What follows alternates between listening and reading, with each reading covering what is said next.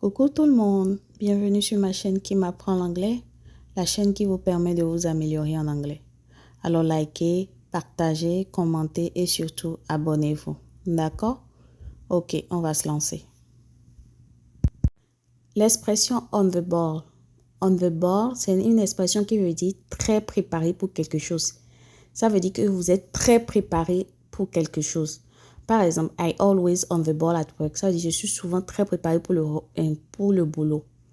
Ça veut dire que vous apprêtez tout, vous êtes sur le qui-vive, il faut rien que vous ne devez rien rater, vous ne devez rien oublier, vous devez tout faire. Vous faites tout pour éviter les mauvaises surprises, vous prévoyez tout. C'est ce que ça veut dire on the ball, être très préparé pour quelque chose. L'expression by the skin of my teeth. By the skin of my teeth. C'est une expression en anglais qui veut dire de justesse. Qui veut dire de justesse. Par exemple, my brother passed his exam by the teeth of his teeth. Ça veut dire que mon petit frère a réussi à son examen, a passé son examen de justesse.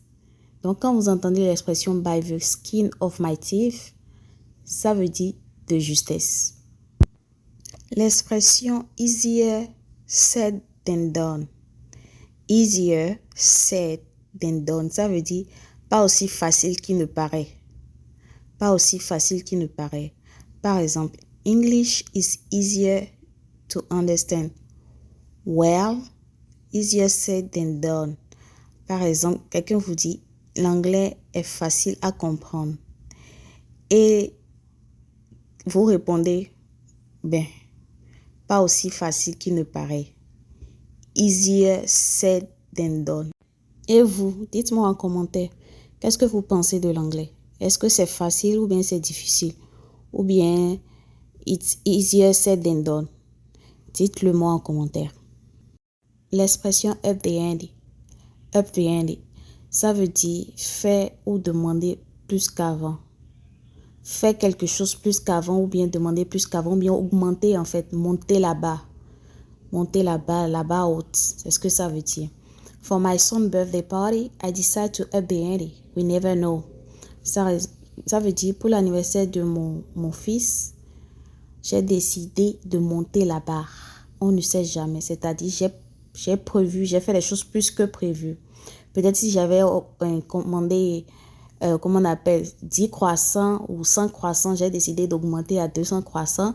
J'ai décidé d'augmenter, de préparer plusieurs plats, d'ajouter, d'augmenter. Peut-être il peut y avoir des imprévus ou bien des gens peuvent venir avec les cocos là. Les gens qui viennent sans être invités. C'est pour ça. C'est ce que ça veut dire, up the ante. Enfin, l'expression draw ou bien the line.